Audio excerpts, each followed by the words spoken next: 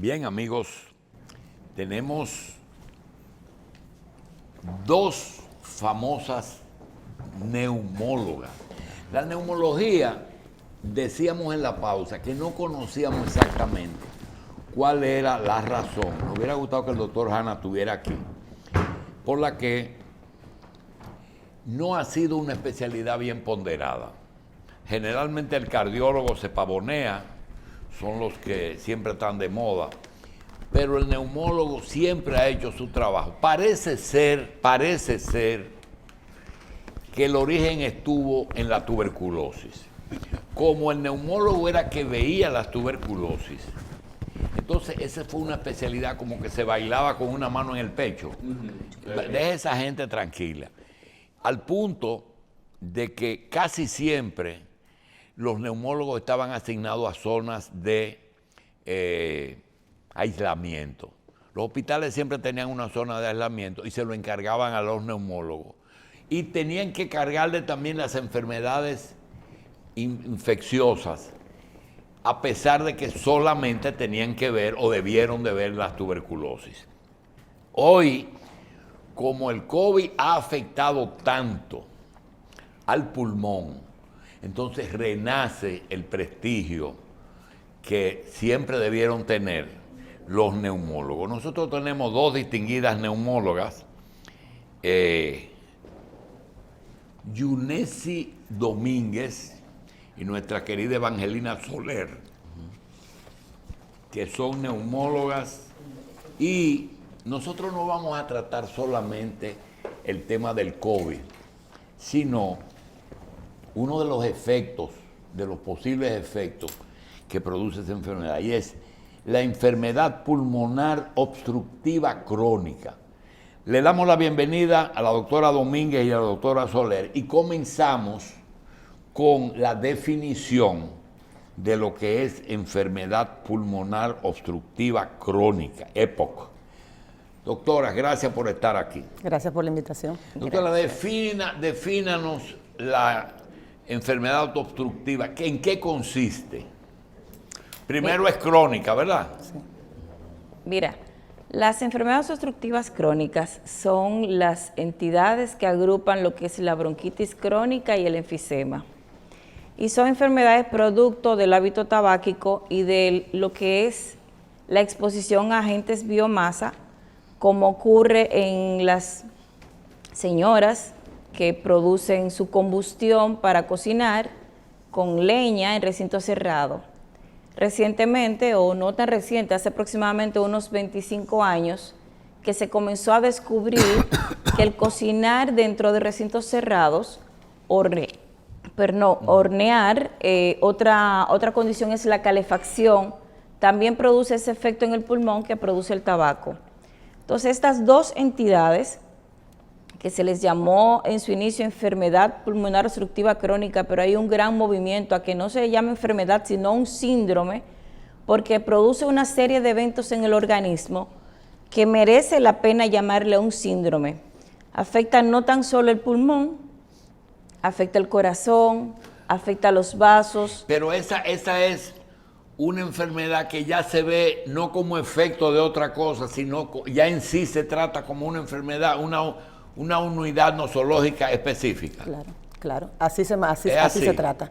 Doctora, ¿y cuáles son las enfermedades que te llevan a una enfermedad pulmonar obstructiva crónica? Las causas, principalmente el tabaquismo, como comentó la doctora Soler, el uso de biomasa, personas que manejan humo de leña, contaminación ambiental, exposiciones a ciertos gases. Pero es un proceso. Es un proceso, claro, doctor. La definición. Y una cosa, ¿el asma te puede llevar a eso?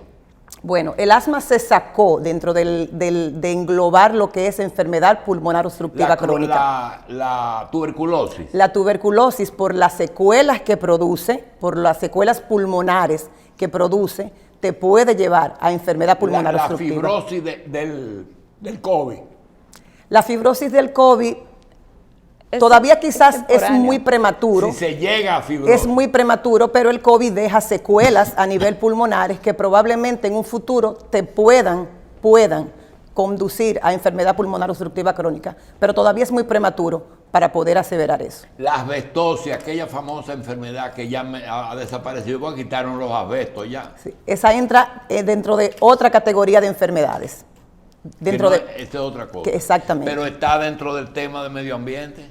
Sí, pero la asbestosis se saca de lo que es enfermedad pulmonar obstructiva crónica, y la asbestosis es asbestosis pulmonar. Está dentro de las enfermedades que se pueden producir quizás afecciones intersticiales de exposición, pero no entra en el conglomerado de lo que es enfermedad pulmonar obstructiva crónica. Cuando se estudiaba la Ciudad de México, o sea, que era una de las ciudades más contaminadas, con el tiempo una contaminación en una ciudad a sus habitantes le puede producir un alto porcentaje de enfermedad obstructiva crónica.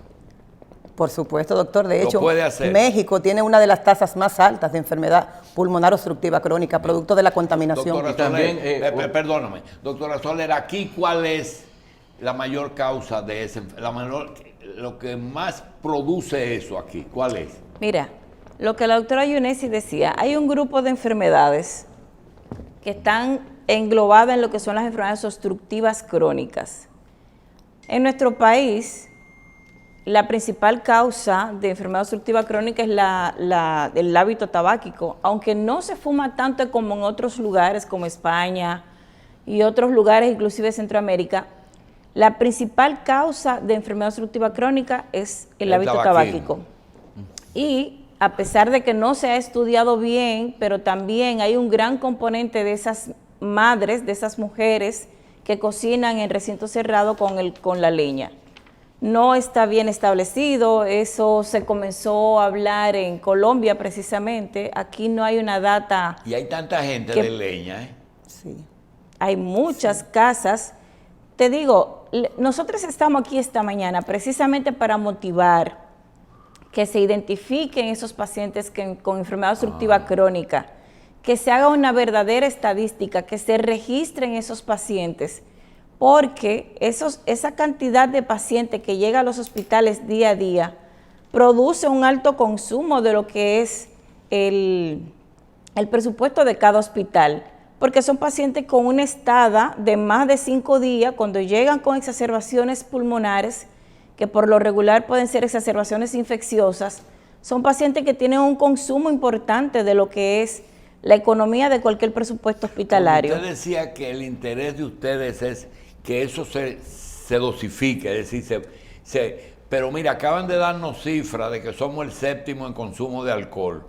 No tenemos nada con respecto a la al tabaco, enfermedad pulmonar obstructiva, ¿verdad? No. Todavía no hay nada. Aquí en el país no hay nada y precisamente esas son una de las cosas que motivan nuestra visita. Estamos en la semana aniversario de lucha, o más bien de protección a los pacientes con enfermedad broncopulmonar obstructiva crónica, los EPOC. Que es el 21 de noviembre. Ustedes acaban de decir algo, pero nos fuimos un poquito rápido, y es que consume un alto porcentaje de los presupuestos hospitalarios. Sí, doctor. En atención de ese tipo de pacientes. Doctor, para que usted vea la importancia de la enfermedad pulmonar obstructiva crónica, es la 4ª causa de muerte en el mundo. En el año 2014 hubo 3.4 millones de personas que fallecieron secundario a enfermedad pulmonar obstructiva crónica. Y si a eso le sumamos que el cáncer de pulmón es el principal cáncer que causa mortalidad, estamos uniendo... Pero está ahí como causa...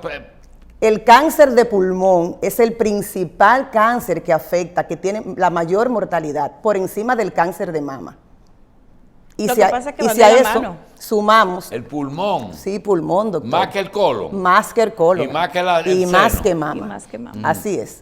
Pero hay algo que también, no sé si se ha considerado también entre los factores de riesgo, que es, por ejemplo, el vivir en una ciudad donde hay tantos vehículos un parque vehicular viejo que quema combustible de manera satánica, vamos a decir, y una cosa terrible que es el uso del carburante, que es el GLP y sus emanaciones y los daños que se puede traer a la salud.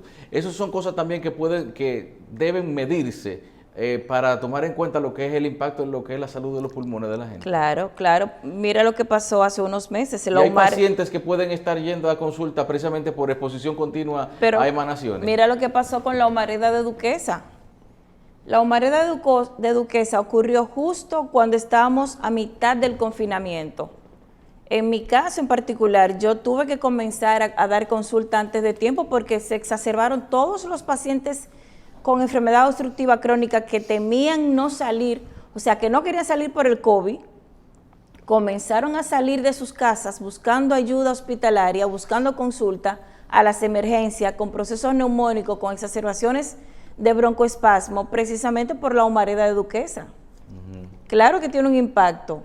Y si tú comparas un pulmón sano de una persona totalmente sana, que no fuma, que no consume ningún tipo de esos agentes tóxicos inhalados, pero que vive en una ciudad cosmopolita como México, por ejemplo, y lo compara con un pulmón de una persona que vive en un aire, en un ambiente de campo, son pulmones totalmente diferentes. Tú le haces una necropsia a ese pulmón y ves daños estructurales producto de esa contaminación a largo plazo. Está bien. Y también, por ejemplo, ya en el hogar, lo que son algunos contaminantes que pasan como imperceptibles, como por ejemplo el mismo pelo de las mascotas, los ácaros. Los aerosoles usados por el componente que tienen del gas radón también pueden producir a largo plazo. En la época de practicantes hospitalarios, es decir, aquella época en que se permitía que un estudiante de medicina, antes de terminar la carrera, trabajara en hospitales, nos utilizaban para generalmente llevar los certificados médicos de defunción a los cementerios. Y hay un administrador de la Máximo Gómez que se hizo famoso con los médicos y practicantes del Gautier porque nos enseñó a llenar los certificados médicos. Y yo recuerdo que te decía, por ejemplo, causa de la muerte, paro cardíaco, porque todo el mundo termina con un paro cardíaco, a causa de infarto del miocardio. Entonces, a consecuencia de qué vino ese infarto. Entonces te dicen, enfermedad coronaria. Entonces, en el caso de la enfermedad pulmonar obstructiva, yo supongo que es paro cardíaco por enfermedad pulmonar obstructiva crónica a consecuencia de aquello que le produce, por ejemplo, de tabaquismo o de qué otra cosa. ¿Cuáles son las principales enfermedades que te llevan a una cronicidad pulmonar, crónica pulmonar? Ese desglose, por ejemplo, yo entiendo que su pregunta es ¿qué lleva a que muera un paciente con enfermedad broncopulmonar obstructiva crónica? ¿Qué le produce al... Bueno, llega un momento en que se bloquea todo y se muere. Insuficiencia respiratoria. Y afecta el corazón, ¿verdad? Porque hay la comunicación. Pero la pregunta es, ¿cuáles son aquellas? Ustedes me dijeron tabaquismo, medio ambiente. Biomasa. Pero aquí en el país, esas son las dos causas. Esas son las dos causas, de las dos causas universales. Porque usted nos dice cocinar con leña. Cocinar con leña para Carlos y para mí representa una cosa tan folclórica, ¿verdad? Un cuadro bonito de una señora. Pero a lo mejor, el 90% de los campesinos dominicanos están cocinando con leña. Y aspiran eso, ¿verdad? Sí, y aspiran eso, y no solamente el campesino, también las que hacen, las que hornean con conete, bombón, las panaderías que son a leña, esos son obreros que también cuando llegan a nuestras consultas y les preguntamos en qué usted se ocupa, qué usted hace ¿cuál es su labor principal? Ese tipo de labores están relacionadas a daño estructural del pulmón y producen enfermedad broncopulmonar. Usted tiene la oportunidad de ir a anatomía patológica, ver pulmones. Ve que hay pulmones rosaditos y bonitos en niños y en gente joven, pero a veces ve pulmones negros con impregnaciones. Entonces, ¿cuáles son los hábitos de costumbre que producen esos pulmones? el hollín que uno encuentra en el pulmón. La antracosis. La antracosis, pulmonar. producto de la combustión de tabaco, producto de la combustión. El tabaco es lo que más te produce eso. El tabaco es la principal causa de enfermedad pulmonar obstructiva crónica. Y ahí el tabaco y todos sus derivados, porque también, aquí queremos también tocar el tema del uso de juca, del uso del vape, del uso de IQOS, o sea que son las nuevas modalidades que están confundiendo a nuestros jóvenes. El vapeo. Esas también son formas de uso de nicotina que a largo plazo van a producir enfermedad pulmonar Quiere decir obstructiva que si crónica. nosotros salimos con un propósito, con la doctora Domínguez, la doctora Soler y el programa Revista, de hacer un movimiento para reducir, evitar, combatir la enfermedad pulmonar crónica, se convierte prácticamente en un movimiento anti-tabaco. Antitabaco, así es. Así Es así. Definitivamente. Sí. ¿En qué por ciento, doctor, el tabaco? ¿Puede ser más de un 50? Más de un Un 50, 80, un un 90, 80%, un 100. doctor. Un 80%, 80-85%, la causa de POC es por tabaquismo. Y en cáncer de pulmón, más de un 90%. Y hay una pregunta que seguro Carlos, porque Carlos siempre tiene una pregunta rara. En España que nosotros vemos hasta comiendo, que gente se mete una cuchara y prende un cigarrillo. Eso lo hemos visto. Realmente allá la incidencia del cáncer de pulmón es tan alta como aquí, que es menos el uso. Es El muy cáncer alta. de pulmón, doctor, vuelvo y le repito, como le decía ahorita, cáncer de pulmón primero en el mundo, primero por encima de mama y por encima de colorectal y por encima de cáncer de próstata. Doctora Soler, todas estas limitaciones de váyanse para afuera, no bajo techo, ¿eso ha reducido el hábito de fumar? Bueno, definitivamente ha tenido un impacto positivo. Antes en los aviones las personas podían fumar, ya no se puede fumar ni siquiera en el aeropuerto.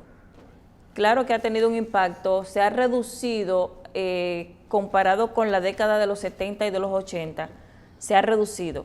De hecho, por eso usted ve la industria tabacalera busca nuevas formas de mantener reos sus consumidores de tabaco con las nuevas variantes de cigarrillo electrónico. Y el fumador pasivo, que lo que aspira es el humo que el otro puede botar, contra el que lo aspira y lo lleva a sus pulmones.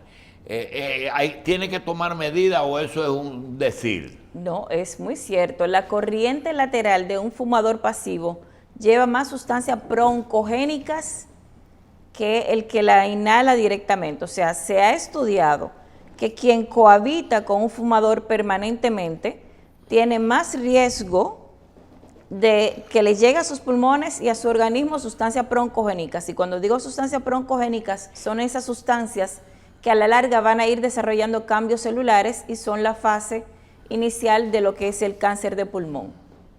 Doctora, hemos tenido un evento reciente, bueno, un amigo nuestro hizo una medición sobre el impacto del polvo del Sahara en lo que es la salud, la influencia que tienen en los problemas respiratorios. Se disparan mucho las consultas en los momentos en que se presentan esas condiciones climatológicas. Definitivamente. Los pacientes EPOC se exacerban, al igual como se exacerban los pacientes asmáticos, los cambios climáticos, las contaminaciones ambientales, el polvo, el mismo irritante del cigarrillo, todos esos cambios, el polvo de Sahara, todos esos cambios climáticos pueden producir exacerbación en el árbol traqueobronquial y por supuesto las enfermedades que están desarrolladas crónicamente pues se exacerban. Y cuando no es un componente de sustancias, sino de humedad en el ambiente, que puede ser dentro del hogar y también por cuestiones climáticas también. Recuerda que por la temporada en que el polvo del Sahara nos afecta, es la temporada ciclónica por lo regular, ¿verdad? Entonces hay más humedad, hay más calor. El polvo del Sahara no solamente que puede contener sustancias tóxicas, también esporas. Recuérdate que es un viaje desde África hacia acá. Esporas, virus, bacterias, gases nocivos que pueden irritar las vías aéreas, exacerbar los pacientes ya con enfermedad pulmonar obstructiva crónica, exacerbar los pacientes asmáticos o pacientes que nunca hayan tenido ningún tipo de condición pulmonar. Pueden iniciar haciendo hiperreactividad bronquial y comportarse como pacientes asmáticos. Sí. Doctora, Doctora Domínguez, mire, nosotros casi le juramos a la doctora Soler que no le íbamos a hablar de COVID, pero hay algunas cosas que son necesarias aprovechar a ustedes que no la tenemos todos los días. Y es que se supone que un día la pandemia no va a desaparecer, pero va a disminuir. Porque pasó con el VIH. Claro. Sigue tan presente como siempre, pero la fiebre pasó. La pregunta es la siguiente. Todo está dirigido a una vacuna, pero hay una etapa en que se combate en las vías respiratorias altas. Tú tienes que yo ando con esto arriba. Eso no es más que un spray. Lavado nasal. Para solamente la nariz. Ahora, para evitar que eso baje. Cuando uno dice que baje y baja, ¿qué afecta en el pulmón, en los broncos? Como primer paso que baje por el tracto respiratorio. Como otros virus, va a producir inflamación de lo que es... ¿Pero a dónde? ¿A dónde? A nivel del epitelio bronquial, doctor. Porque tan pronto baja, ya se va al bronquio. Claro que sí, claro que sí. No tiene una estación de o está arriba o está abajo. Hay pacientes que pueden... Hay pacientes que pueden hacer afecciones desde una simple crisis de broncoespasmo hasta neumonías severas que lo pueden conllevar a sala de cuidados intensivos y a ventilación. Pero un broncoespasmo puede ser la consecuencia de algo en otra parte del cuerpo. Es decir, No, cuando hablo de broncoespasmo me estoy refiriendo a bronquio, al bronquio inflamado. Ok. Y algo más, un asmático. Es decir, porque hay gente que dice... Pero el COVID es un virus que tiene una predilección por los receptores que se encuentran a nivel pulmonar. Por eso es el órgano más afectado. Bien. Ahí está llamando un médico que parece que entró un poquito después que se comenzó el programa.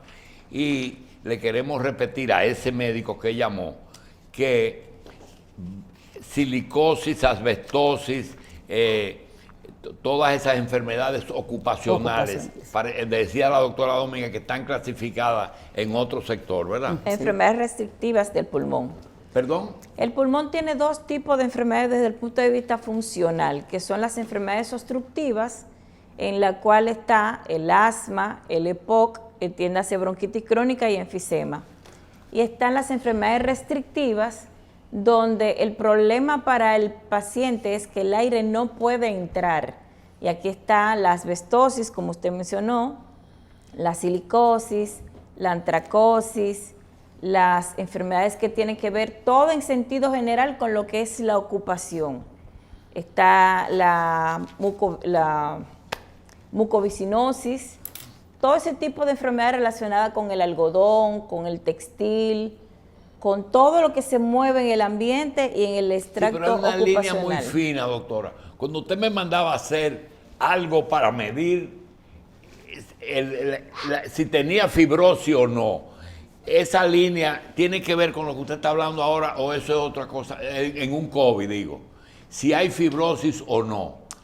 Lo que pasa es que cuando se habla de enfermedad intersticial y de fibrosis, se habla de que ha habido en el pulmón una afluencia importante de fibras de colágeno.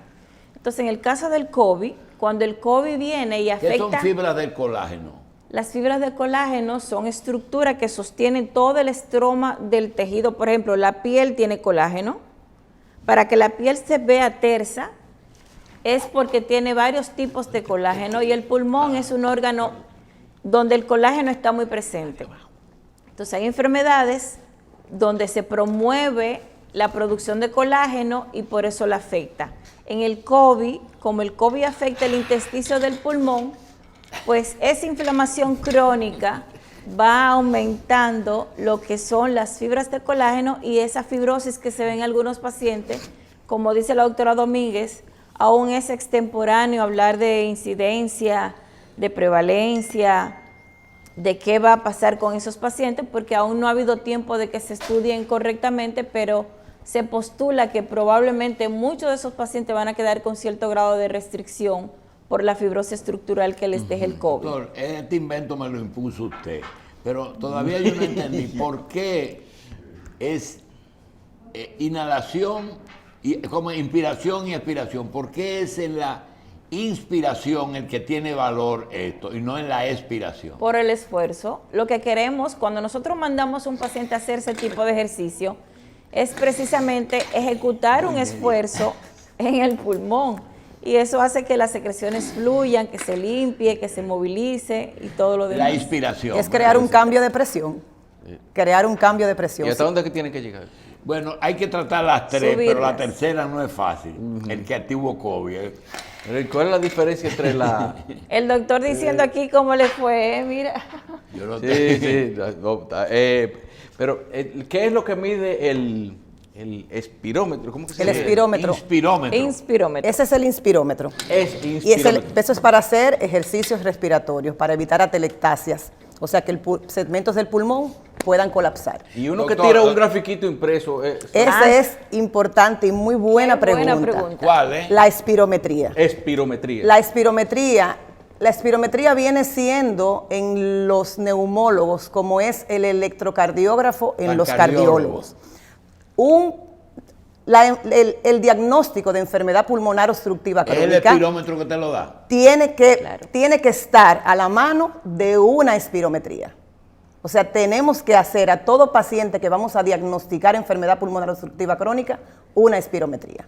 Doctor, esa gente que anda con un tanquecito de oxígeno enganchado, ¿qué le sugiere sin interrogarlo? Insuficiencia. Obstructivo, un paciente probablemente obstructivo, un paciente que no tiene capacidad de llevar el oxígeno que necesita su organismo y tiene por necesidad que suplementarlo. Y se ve mucho en los pacientes con Y cáncer. cuando usted me decía a mí, cuando tenga menos de 90, prende el oxígeno. ¿Qué es eso? Con la capacidad de porcentaje o de oxígeno. ¿Cuál debe ser la cifra normal de una gente sana? Por encima de 95. ¿De? De 95. Y la edad influye.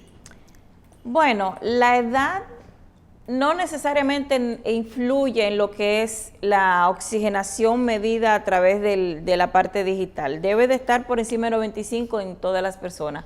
Obviamente que un jovencito por lo regular tiene entre 98 y 100, y ya una persona que tiene más de 70 años no va a tener 100%, a menos que haya sido un atleta de alta competición. Pero volviendo a lo de la prueba de función pulmonar, quiero que nos detengamos un poquito en esto. El 4 de octubre se celebró el Día Internacional de la Espirometría.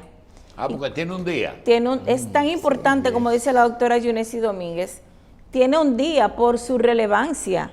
Porque cuando a nosotros nos llega un paciente que tiene síntomas de tos, de dolor torácico, de sibilancia, de falta de aire, de jadeo, no es tan fácil hacer el diagnóstico porque ese paciente podría tener asma, pero ese mismo paciente podría tener EPOC.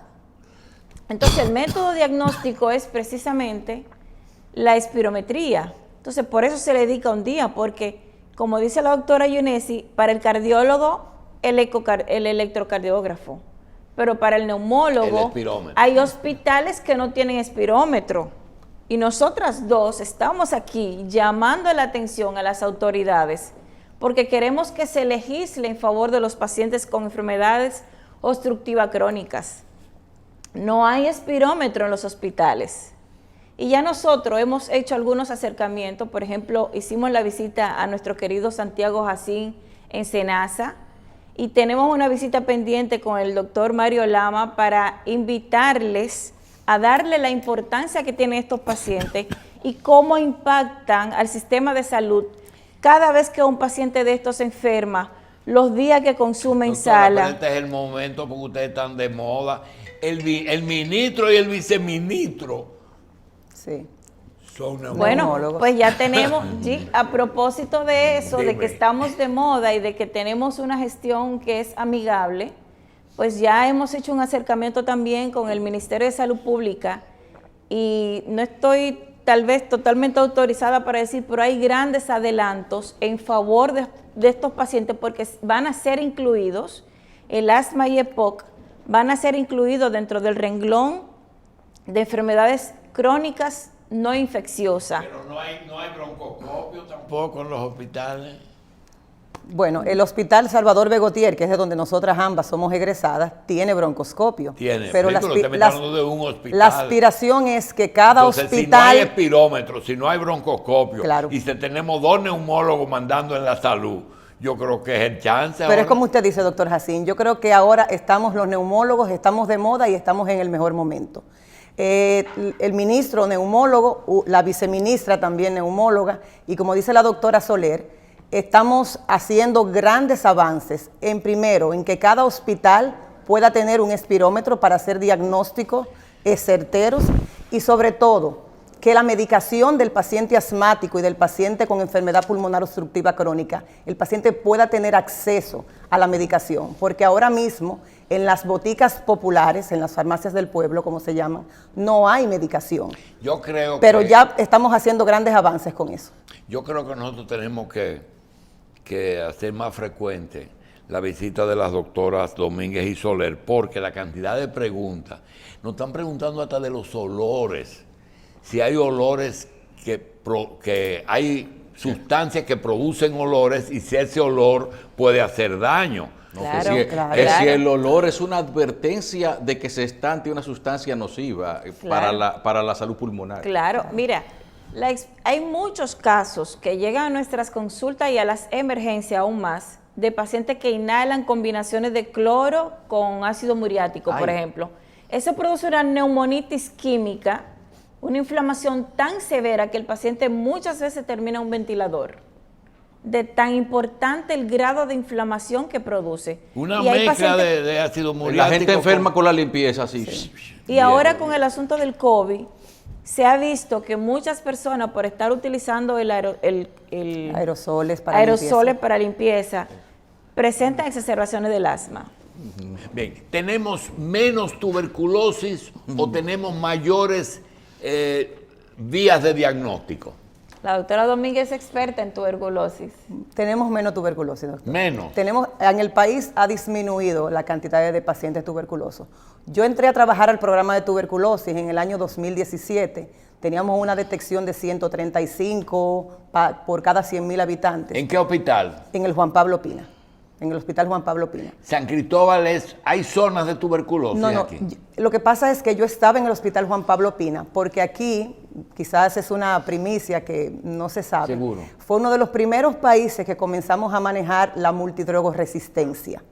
O sea, los pacientes tuberculosos que eran resistentes a las combinaciones de las drogas antituberculosas, etambutol, isoniazida, rifampicina y piracinamida. Doctor. Hay pacientes que ya se habían hecho resistentes a esas drogas. Entonces el Hospital Juan Pablo Pina, ahí se inició un plan modelo del manejo de la tuberculosis Bien, doctora, multidrogoresistente. aquí se piensa que todos los viejos están muertos y todavía quedan viejos que estamos vivos. Y había un refrán que le decíamos a los corruptos, que dice, ese se bebe hasta la leche del tísico. Ajá. Se sigue dando leche, doctor.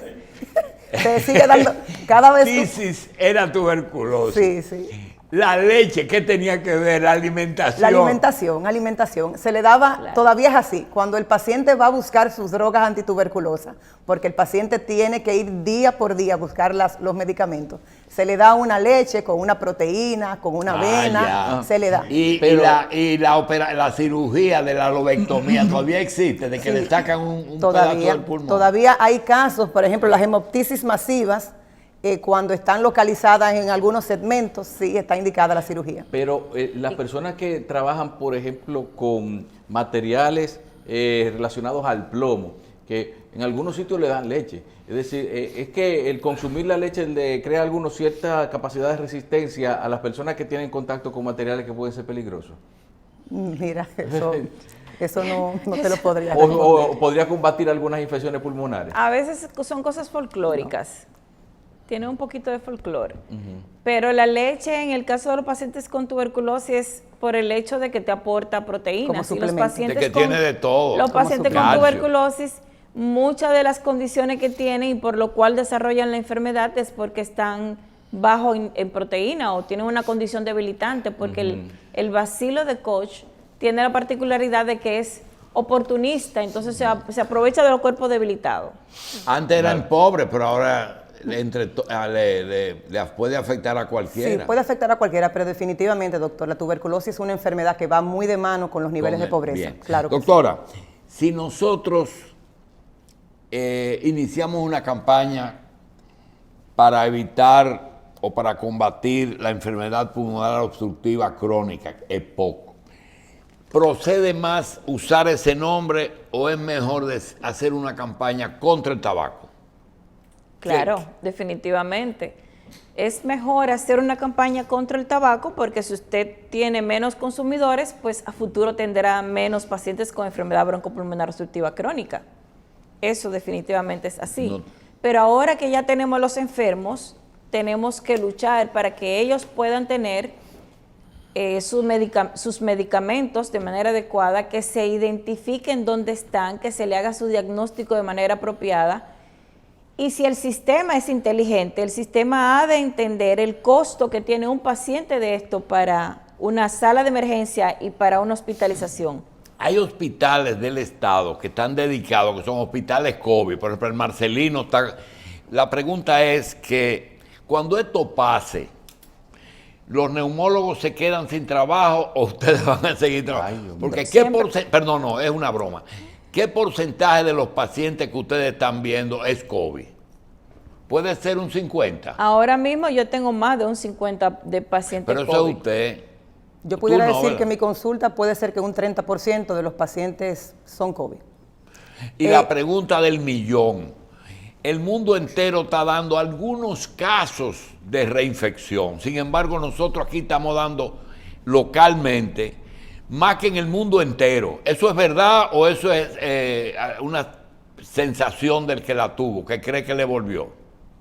Yo no estoy tan convencida de que exista una reinfección. Por la sencilla razón, doctor. Es un virus ARN. Entra al organismo. Nuestras células producen una inmunidad adaptativa. Es decir, llegó un agente viral, los linfocitos T, que son las células de reconocimiento, que reconocen lo que es del cuerpo y lo que no es del cuerpo. Inmediatamente llega un virus, lo identifican y son capaces de reconocerlo. A una segunda exposición, producen una alerta y producen señales quimiotácticas, o sea, le hacen Señal de aviso. señales de aviso a otras células estratégicas del cuerpo y de inmediato lo combaten. El último caso que reportó la literatura, que fue de una paciente con una enfermedad monoclonal, una alteración inmunológica, en ese caso se puede entender, es como el VIH. El VIH, como la tuberculosis, usted tiene la tuberculosis, el paciente tiene el bacilo dentro y a partir de ahí cuando la inmunidad baja puede resurgir.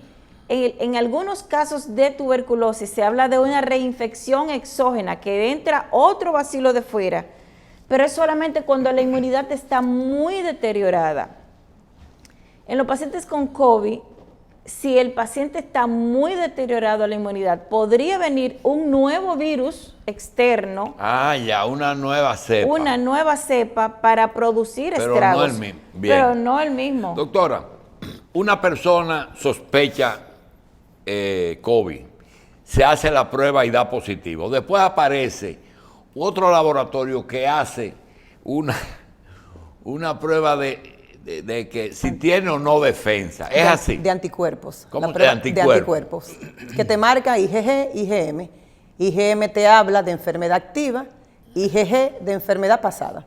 Bien. Esa es como la memoria. El doctor Jiminián informalmente me dice, ni se me pega ni se la pego a nadie. ¿Hasta dónde eso es así? Mire, doctor, con lo del COVID usted sabe que los mismos científicos no han sido muy claros. Sí. La misma Organización Mundial de la Salud no ha sido clara y eso no es secreto para nadie. No se puede uno afirmar tan categóricamente eso. Pero es que los que estudiamos un poquito la fisiología del cuerpo, entendemos lo que le digo ahora. Usted tiene unas células que en condiciones inmunológicas competentes reconocen de inmediato otro virus y lo atacan. Bien. Eso es como el virus del sarampión. Yo tenía un profesor que se llamaba Pérez Plácido, que terminaba siempre diciendo, recapitulando. Yo no sé si ustedes lo conocieron.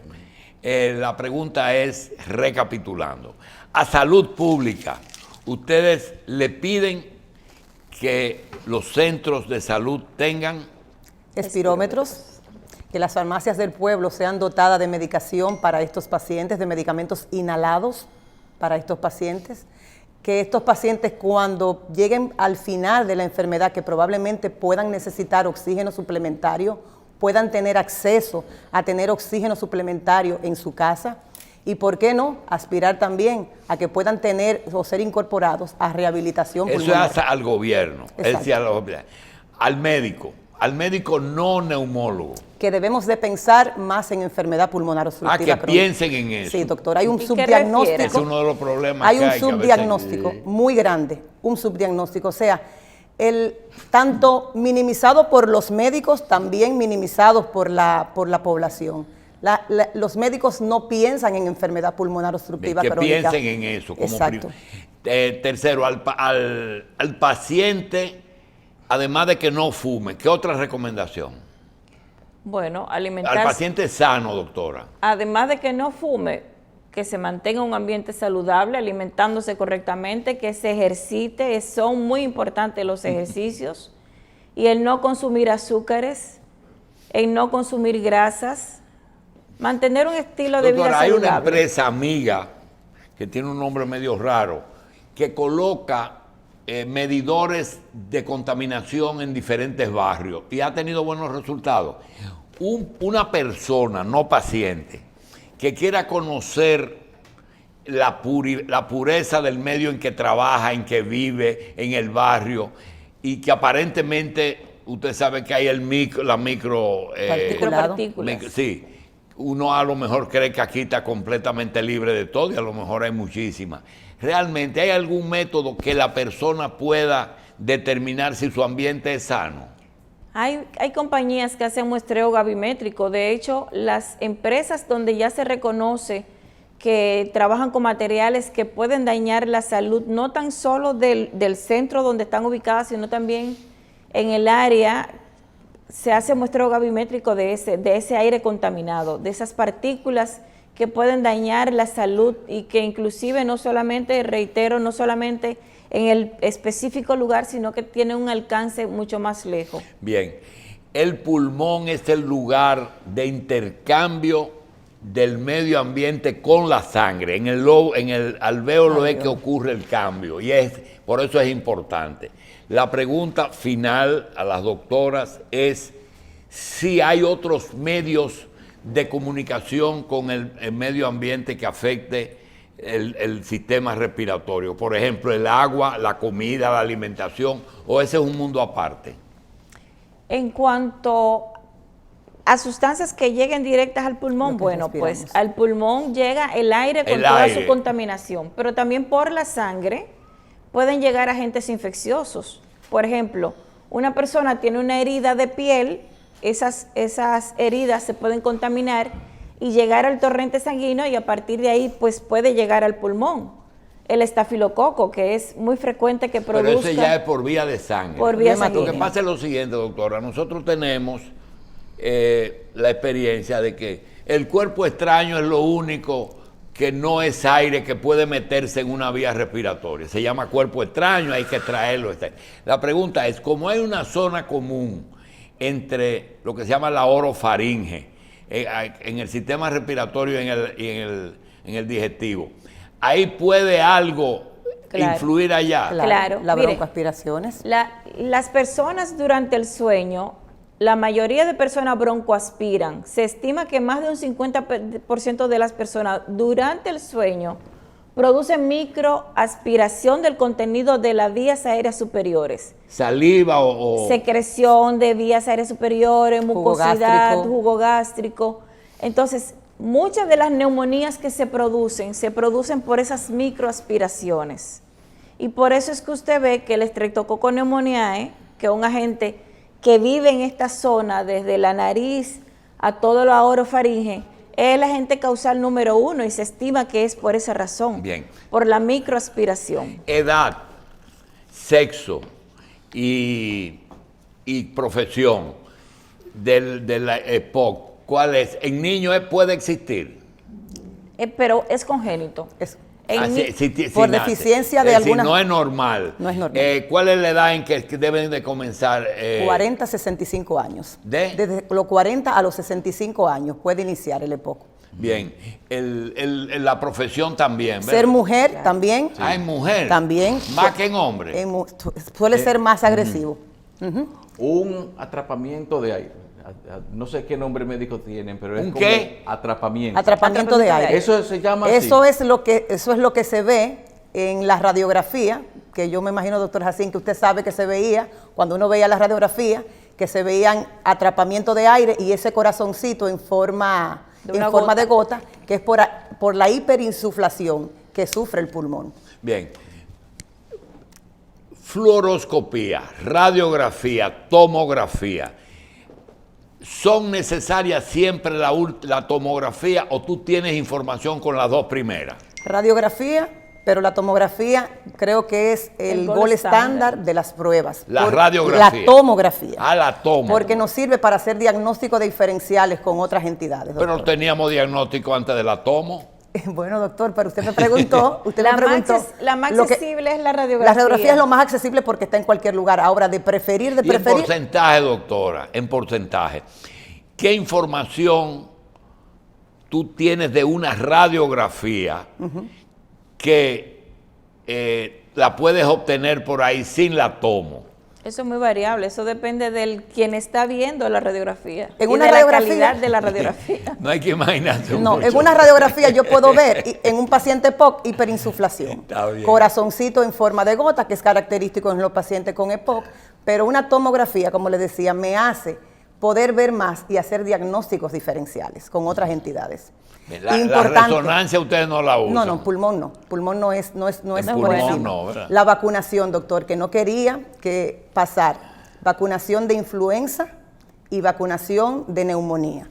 Más que nunca, vacunar a nuestros envejecientes, a nuestros pacientes con enfermedad pulmonar obstructiva crónica. Influenza y neumonía, que está siendo administrada en todos los centros de vacunación Doctora, ¿por del qué se Ministerio. dijo una vez que alguna vacuna de la influencia podría vacunarte en cierta forma contra el COVID? Lo que se No habla es así, es de que los pacientes... Fue un mal concepto. Fue un mal concepto, pero sí, en época de pandemia de COVID, todo paciente a riesgo debe de tener vacuna de influenza puesta. ¿Usted se imagina, doctor, que un paciente tenga COVID y tenga influenza también? Entonces, lo importante en este momento es que se vacunen para evitar esa dualidad. Doctora, a propósito de eso, porque que cada vez que se dice algo surgen 10 preguntas. Una persona que haya salido de un COVID o tenga COVID puede tener adicionalmente una gripe que no tenga que ver con el COVID. Definitivamente. Claro, los otros virus andan circulando. Porque la gente la botan si tienen gripe de los sitios. Se va de aquí. Claro. Y Señores, tuberculosis también con COVID. Gracias. Gracias Yo a creo ustedes. que la doctora Yunetsi Domínguez y la doctora Evangelina Soler deben venir más a menudo. Es ¿verdad? un placer. Doctora, gracias por estar aquí. Gracias a ustedes por la invitación. Gracias a ustedes.